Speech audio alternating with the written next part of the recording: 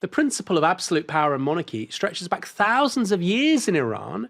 It has absolutely no, has moments, Mossadegh, the constitutional revolution of the early 20th century, but it has no real history of multi-party democracy or civil liberties. And these people in America and Britain and Germany are saying, well, no, we can be just like Britain. We can be just like France. We can be just like Germany. We can be just like the United States. Seamlessly from, anno zero, day one, we'll walk in, we'll be fine. I thought we'd learned this lesson. I really thought we'd learned this lesson. This is utterly insane. But seemingly we haven't.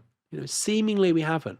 It just goes on and on and on and on. In the longer term, it's possible that genuinely popular movements weaken the Islamic State and things change, but that's in the longer term. I'm old enough to remember the build-up to the war in Iraq, and I remember that the Kurdish Iraqis or Kurds were some of the most vocal proponents of the war in Iraq. And you can completely understand why. There was no group that was more persecuted under Saddam more violently and more viciously than the Kurds.